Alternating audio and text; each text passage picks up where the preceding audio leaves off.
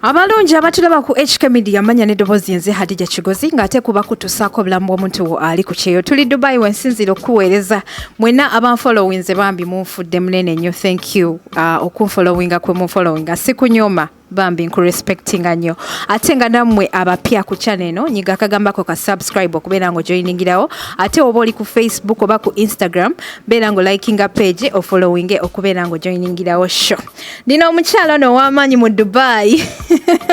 ate nga serebu abali mu USA yo Chicago mumumanyi abali eyo mu Abu Dhabi abali e Uganda abali mu Austria abantu abali e South Africa awo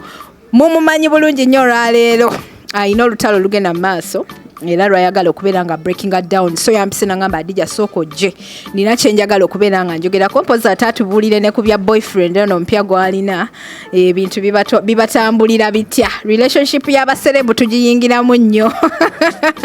naye nga tesinaba kutala mu show kujukiza nti ebeera Speed Express Tours and Travels okubeera nga etemparinga ate nawe shono obeera nga oginyumirwa mu ngeri gy'ogirabamu mwebali nnyo waneno mu Dubai ogenda okubanyas Metro opposite Dera Tower ate n'obeera nga obasupporting room 202 nobafunako visa ku discount esinga okubeera ennungi ennyo webali nyawo mu Abu Dhabi ate nga ne Uganda webali awo ku Lumumba Avenue poza ate nga ne baganda baffe aba Roast Coffee Academy nabo batwegaseko okubeera nga bakuyigiriza okubeera barista omubangufu so webali nyawo wano mu Dubai mu Abu Dhabi webali ate ne Kampala awe na Jana Yankumbi science okulaba kale Mukwano nange nsanyusa okusanga amanya ne ddoboozi amanya gange bampita Brenda Maruzi naye kati eryo ngenda alisazaamu nteekeko Shatress Brenda kozi lyerinnya lya bba wange bamuyita Shatress Music naye kati tugenda kuligabana sharing amanya muyimbi babita freestyle si muyimbi naye akola freestyle naye mu just for fun so si bino ebyokutu entertaininga okay so kati agenda kubeera atatu entertaininga di brand ekule sawa yonna ajja kujjoja bimubuuza byonna ebyo okay so kati ogambye erinnya yaani omanye erinnya zungu nnyo Shatress Music Shatress Music ku TikTok oba mwagala omusangayo ne ku YouTube ye yes maybe ekintu kikwasiza maanyi ekintu kikwasiza maanyi mpola kyavudde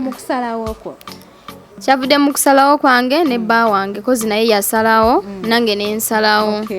naye leero siri musanyufu kozi ndina ensonga endeese waliwo omusajja gwe bayita oba Kayanja nzize kwogerako tubigendemu nnyo kiri awo nga tetunaba kugendamu nnyo mbiri eri ebya stress wagenda n'otukubamu awo ka birthday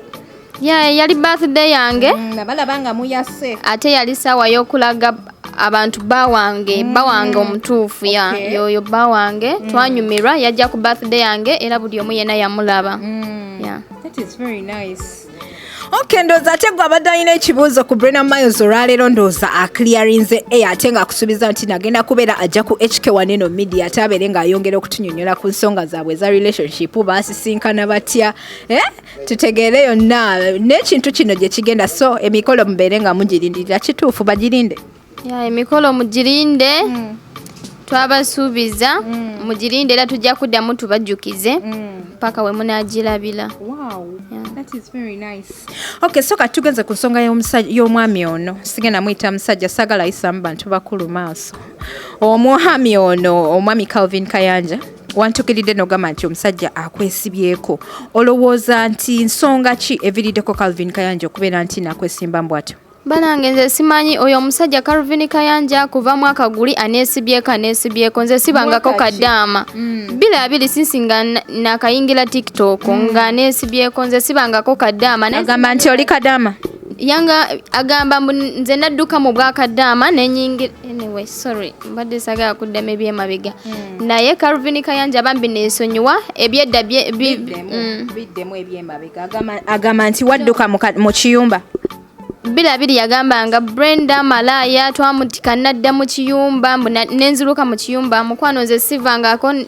Uganda nga nze mu bwakadaama ate sigirangako mu kampani omusajja ono mumanyiganye in person sinabye mumanyiko nkoma kumulaba ku social media nga ali mu kunvuma naye ate gwavuma nze simumanyi okitegeera ebyedda byagwawo naye bambi please respect my husband obufumbo bwaffe bwesonyiwe nkulaba naku zino tuyingirira nnyo ate sagala akuwa obudde bwange nga luli nali nkureplyinga ku TikTok naye kati sirina budde bwo Calvin Kayanja ekintu kikino kitadde ku level situla media namba nejja ngenda kugamba omviire oba kyekyo na SB4 brother wange agenda kujja oba onesibyeko wenadde Uganda tujja kusibisa notondabira obumpi tujja kusibisa kozi onesibyeko nnyo bba wange mujje mu bintu bya social media walabye birthday yange nonesibako biki bba wange wembanga kiki kyeyayogedde ku birthday eyo no yagambye malaya yafunyeyo omusajja mbuchoka bba wange mwana mutombo yafunyeyo omusajja omupyambo namuloga biki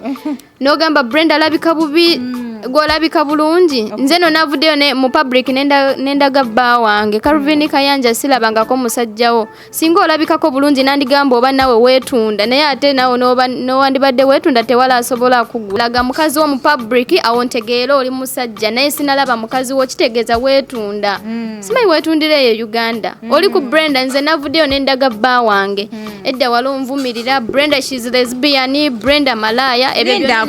obulamu bwo ne Calvin Kayanja like bukwatagana butya okutuka Calvin Kayanja okubeera nga ajja kulumbe ku social media wonna ogamba wakulabira oba ku TikTok nze ngamba yalaba nze Brenda obulamu bwange mbuliving bulungi ate ndi mukazi yenoonyeza ssente so yala asubira oba ngenda kugenda mu bwakadaama abasaba buyambi tondaba nga nsaba buyambi nze sisaba buyambi kozi ndi mukazi yekolerera ne kati nekolerera sigenda avayo nsaba buyambi ngabo bakadama botika ate no babonyabonya Calvin nvaako siri bakadama ate neje wamanyira navayo dda yali yakumanyira waina koko we yakumanyira navayo dde bya social media byongamba nvumanya abantu mbune yambula navayo dda nafuna musajja ate ne kyatuli mu 2022 so kati bino byayogerako bya 2020 biki birthday yange yamuletedde obuzibu mukwano nze nkola ssente ne bba wange oba kwegomba oba onegomba kyogera tesobola nakwagala gwe ne mu basajja toliimu okitegera ne mu basajja toliimu golya wonoonya ssente ku social media naye nze Brenda sinoonyeza ssente ku social media Brenda neekolerera n'omusajja wange yeekolerera ffena twekolerera okitegera kiki ddala kyeyayogedde ku birthday ekyo kituuse okutabangula emmeema okutuuka okungamba nti no Hadija jangu ninako omwami no gwenjagala okumanga njogera singa okunuma njagala ajje bba wange mu bintu bya social media okitegera kozi bba wange tomulabangako si wa social media bba wange si wa social media era agenda kujja mu social media nga nze amulagidde ajje mu kamera ayogere naye bba wange wemba sinamuwa olukusa tagenda kujja mu kamera ayogere byonna bikole naye nesonyiwa ebyedda byali byadda guno omwaka wetwale tamanyi nowolaba video yange ku TikTok wetwale tomanyi Calvin Kayanja bambi nesonyiwa wekiba kyekyo tugenda kwetwala mpaka nga nkomyewo e Uganda nze tompita bo bakadama bomanyira nze siri kadama naye onesibyeko sikumanyi wesonyiwe bba wange wesonyiwe Brenda Miles wesonyiwe ne Bbawe birthday yakulumye nze nekolerera ndi mukazi yekolerera okitegeera nyina okweteeka mu ssente ate ne bba wange yekolera tulina okweteeka mu ssente kati oyogedde ebyo bya birthday simanyi Brenda yaloze Bbawe simanyi baguze omwenge gwa bbeeyi biki bibikwatirako wakati wonalaba omukolo gwaffe totuloge kasajja gwe wabakyo mwewazimbira obutamatama mpola nze kantana anange mwanjekera nene nemugamba njagala nnyo ebyononese naye ng'ate eno yo media eriwo okubeera ng'eba entertaininga ng'ebirungi ebyogerako ate n'ebibi nabyo era tetujja lekeraawo okubyogerako olwaleero omukyala numbye na busungu mukwano ng'oli munyiivu nnyo sagala bba wange bamuteeke mu social media otegerera nti omukazi ali mu mukwano ate n'obufumbo bwaffe abwesonyiwe nze navuddeyo nendaga bba wange ndowooza mwamuwudde nga ngamba yafuna Brenda yamala okitegeera kati gwe byoyogera tolina kyotugamba tolina kyongamba nawe vaayo n'omukazi wo tumulabe singa obadde musajja alabikako nandigamba oba nawe nandikutadde mu ssente n'ojja n'otunda wane Dubai naye olabika bubi Pola bannange sigenda kubeera nga nsikawo nnako olwaleero njagala ate Brenda abeere nga atubulirako ku relationship ye briefly emutambuze te ng'ogiridde nnyo omusajja ankuumye no ffena twekuuma bba wange ankuuma nange mukuuma nyina olabikako obulungi ate ndi hard working naye bannange omusajja nga mulungi nnyo totidde nti nabawala bayinza omubba mukwano bba wange mulungi naye nange sigenda era ndaba mumu inboxinga mulowooza by the way abaana bamukola inboxinga bamanyi yalina TikTok kumbe twakola batya amasimu twagakola kati buli asindika message nze abeera na ejja wange naye bambi owulira otya okubeera nti n'omusajja bamusindikira messages bwezityo nga bamukwana bambi mpulira bulungi kozo ba wange waki wa mukisa eya wa mukisa bantu bamwagala wa mukisa bantu bamwagala naye ate amanyi kyayagala okitegeera kinsanyiza kozi ku social media ye tebanamuvuma siraba bamuvuma just bamukulisa naye waliwo abawala abakyamulemeddeko naye just no sigenda ate mugenda sindika message ku inbox ya bba wange Brenda yagenda ozisoma buli kimu kyemusindika nze agenda okisoma ewa bba wange tuveeyo leero nzijiddeeka n'akasajja akampi Calvin Kayanja mumpi wamulabako nga mumpi okalabirawo nawo nga katudde mwekazimbira akabuto bambi Calvin Kayanja eno gundi njagala kutuukeko ate ngenda gisindikira brother wange SB onono gwaliko govuma president w'abakaddaama nze siri kaddaama siri level y'abakaddaama oyo nange nsobola mukozesa oyo Calvin Kayanja nsobola kukozesa wallahi si bya social media sobola kukozesa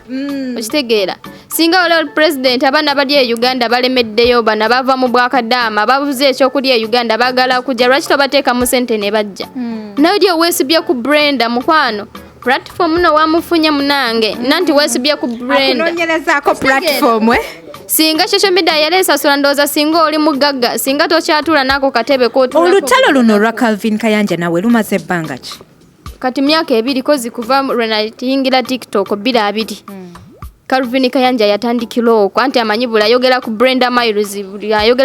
Miles gundi yeeyongera nawulirako emabegakaawo ng'ogamba nti no TikTok yo bagibaninga oba bagidelitinga oba bagibuzaawo byali bitya TikTok zange bazitwala nnyo nayingira ku TikTok 2 nendoza nakaweza account nga 10 buli wenfuna ba followers ba viewers nga bazitwala simanyo barwachi nade nasaza obutaddamu kubera ku social media kati brother wange SB4 najja yeyangumiza nenfuna TikTok kati yeno jendina kati eya always be the 16 ya nenga TikTok zange zona babadde bazitwala nga simanyi lwachi Okay, manange guys, tuli ku HK Media manya neddobozi yenze Hadija Kigozi nze nkutusaako obulambu omuntu ali ku kyeya ate nga n'abantu nga bano abaagala okubeerako ne bebayisaawo ku media yange tuli ku pokopoko live babeera bakola ki babiyisaawo so kati olwaleero Brenda Miles ono omukyala wa buvunaanyizibwa ate nga wenjogerera alabika ndooza mukyala mufumbo so mwena babadde bamwepikira ndooza message mugifunye ate nga sheno ekutuusibwako aba Speed Express Tours and Travels be bakutuusaako shompoza ate ne baganda baffe aba Roast Coffee Academy.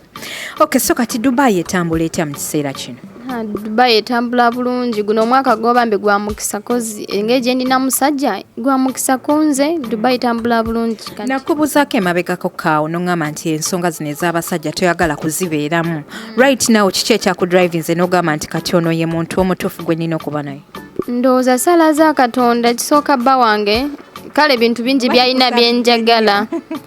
bba wange bintu bingi byayagala ate nange ndi wa mukisa kulaba bba wange omusajja omulungi buli nsi yonna emuwaano kulaba ayagala Brenda wa social media kusinzira ebintu byembadde nzija nkola emabega kati kugamba nange ndi wa mukisa kozi si buli musajja mbajavayo mu kamera gambe njagala Brenda Miles okitegeera naye bba wange yavuddeyo n'akyogera n'atanswaza it means anjagala ayina family ze ayina ba sister kwegamba bonna bamanyi yeah that is very nice. So how do those people feel about you like baganda babbaawo bawulira batya okubeera nti no bba wakwina bawulira bulungi kozi ya omuntu akyuka waliwe bamanyira Brenda Miles ebyedda si yenze eno 2022 bawange kuva lwe namufuna nakyuka okitegeera n'abantu bakyuka so temukulembeza bire ebyemabega bagamba fa ku kyendi kati oba tofa ku kyaki ebyemabega ya famire yo n'omwana etegeera ate ne famire yange bamumanyi kozi namubalaga basista bange babiraba ku social media ne mbanyonyola ne bakitegeera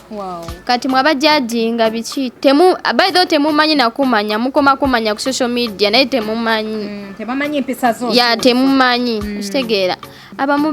bagamba omusajja omulungi lwaki yayagadde Brenda waloza omusajja mukwano saloze musajja omuntu yena ina choice ayina ekimunyumira gwe kyolaba ekibi oli kimunyumiro kitegeera so mulekerawo okujajinga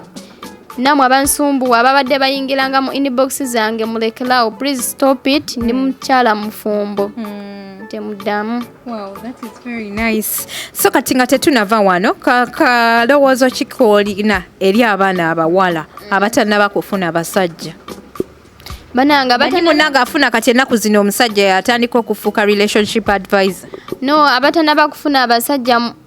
take your time cause nze emyaka meka kati ono ye boyfriend wange asoose mu bulamu bwange ng'ovudde ka boyfriend kalaka e Uganda ate nali mwana muto ne bba wange nabyo munyonyola buli kimu nesibifo na kimunyonyola ono ye boyfriend wange kala asoose va kubiri nga ndi mwana muto ya ono ye boyfriend wange asoose nenga kuvedde abasajja mbalaba abasajja abagagga balina buli kimu naye nga sina salawo ya take your time ojja kufuna omusajja omutuufu akwagala. Wow. Yeah. That is very amazing. I hope you're picking a leaf out of her story. I think she's very inspirational about now. I think mujimanyi bulungi story she has been someone all over the social media like nse mwogeddeko naye ate agambye nti omuntu otuuka ekiseera n'okula oba otuuka n'ofuna omuntu. So to all the girls out there abatekkiririzaamu Brenda Miles should be a lesson to you. Obeere nga ate naawe wekkiririzaamu oba ofune essuubi nti buli kimu kikola ki ya omuntu yeno olina okwekirizaamu olina okubeera mukozi weekirizeemu buli kimu kisoboka ate abawala baliyo temukola ebintu mumusanyusa social media no kola ekintu gwe ng'omuntu. Yes kati nganze nga Brenda entalo nziseemu ababadde mumfollowinga mumanye entalo zempiseemu banjogerera banvuma naye kati ndi muntu ndi musanyufu ne family yange nsanyufu nafuna n'omusajja. Waliwo bano ba it will end in tears. Kagambo kikoyina eri abantu abo bambi kati mwe abagamba it will end in tears nabali mu inbox za WhatsApp ndina mikwano gyange nyingi n'abakazi bagamba Brenda sawa yena mugenda kwechawa mukwano buli omu bamwogera kasita abeera mu new relationship bamwogerera but mutulinde ya mutulinde ya mutulinde omaye kyekinku ekitrending nga it will end in tears naye bambi mutulinde mujalaba ya Okay, banange ngena kubeera nga mbasiibula nga tetunava waneeno abantu oyagala kubasiibuza kagambo kibonna abantu injeno sabawala bokka waliwo n'omwami oyo gw'obadde oyogerako omwami oyo akuli obubi. Calvin Kayanja neesonyiwa wekiba kyekyo kati wano sigenda kuwa budde bwange ng'egye nna musajja respect my baby please mujje mu bya social media kale nze wandi nvuma naye baby wange mujje mu bimwa byo kale mujje ku social media yoko zitakumanyi musajja wange si wa social media nga gwe ate fete tudya ku social media nga gwe Calvin Kayanja wewe muzeeko tetulina budde bwo respect my baby Okay. yogera ku bakaddaama banno fete tuli bakaddaama. Wow. Yeah. Sina bengena kwongerako banange bera Speed Express tours and travels okubeera ngekutuusaako pokopoko wano mu Dubai ate ng'ebeera neno ku HK Media nange Hadija Kigozi nambe mu mpozi nga ate ne baganda bange aba Roast Coffee Academy we bali nnyo okubeera nga bakubangula ate obeere ng'ofuuka barista ow'omulembe ky'obeera okola omulundi gwo gusooka oba ondabira ku YouTube awo nyiga akagambako ka subscribe kokka okubeera ng'ojoininga show ate oba oli ku Facebook oba ku Instagram beera ng'olikinga page yange onfollowingeko okubeera ng'ojoiningirawo beera HK Media Hadija Kigozi subscribinga. See you Brenda, siibula abantu mwelaba wamma